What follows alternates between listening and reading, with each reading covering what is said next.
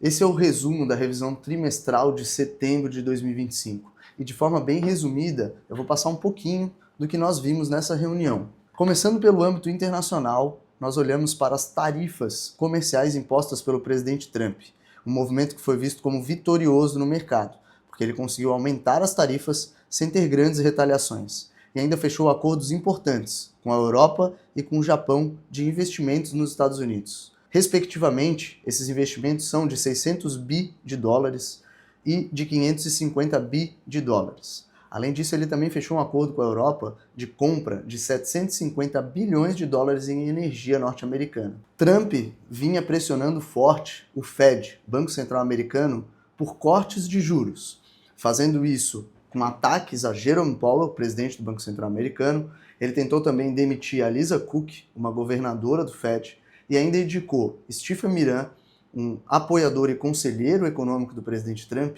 ao conselho do Fed.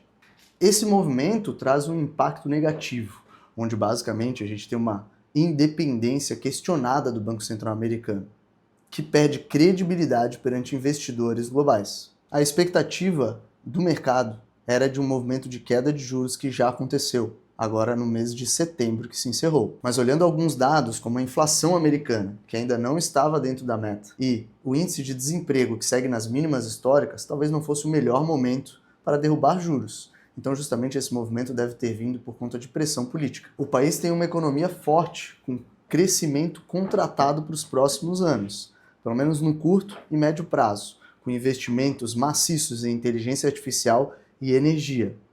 E ainda tem um gasto público elevado, que deve sustentar essa demanda, gerando déficit fiscal, por sinal. Além disso, existem os ganhos de produtividade que elevam os lucros por ação das empresas norte-americanas. Em paralelo, a dívida PIB dos Estados Unidos e de outros países desenvolvidos piora a perspectiva fiscal, gerando inclusive a abertura da curva de juros em diversos países como Reino Unido, Japão e os próprios Estados Unidos. No âmbito nacional, nós temos um aumento da aprovação do atual presidente, o que pode trazer uma elevação de risco político, considerando que ele pode ser mais forte para uma possível reeleição. Nós temos uma economia pujante no Brasil, ainda que com alguns setores como agronegócio, construção civil e a área industrial sofrendo um pouco. Nós temos o setor de serviços pressionando bastante, principalmente a inflação. Nós temos uma taxa de desemprego nas mínimas históricas, por mais que o CAGED já esteja apontando algo diferente, o que é um ponto importante de acompanharmos. E por mais que tenhamos uma economia forte, o modelo Lula e Haddad tem mostrado sinais de esgotamento. E o que é o modelo Lula e Haddad?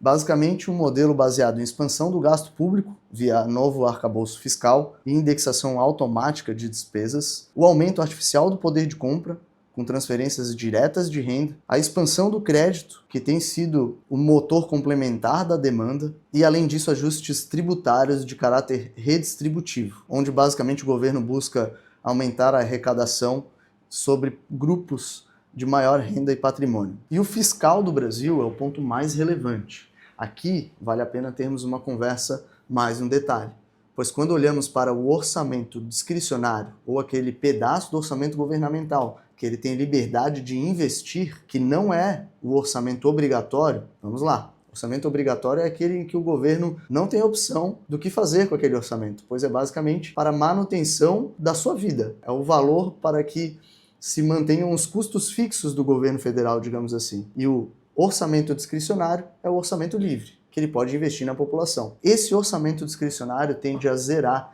entre 2027 e 2028. E aqui está o grande problema fiscal do Brasil, que deve acender a nossa atenção, um sinal de alerta, justamente por conta do risco que a gente está tendo no nosso país.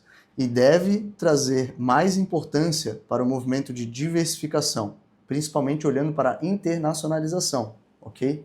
Nós vemos o juro futuro caindo nos últimos meses, o dólar também caindo, mas é muito importante frisar que isso não é um movimento resultante da competência do nosso atual governo. Muito pelo contrário, esse é um movimento intencional do presidente dos Estados Unidos de desvalorizar a sua própria moeda perante diversos países.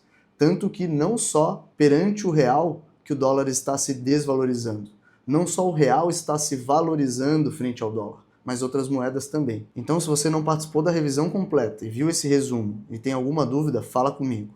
Nós precisamos fazer um ajuste de alocação considerável. E se no seu planejamento financeiro ainda não tem um pilar de dolarização forte, nós precisamos conversar com bastante urgência. Esse é um ponto muito importante. Até a próxima!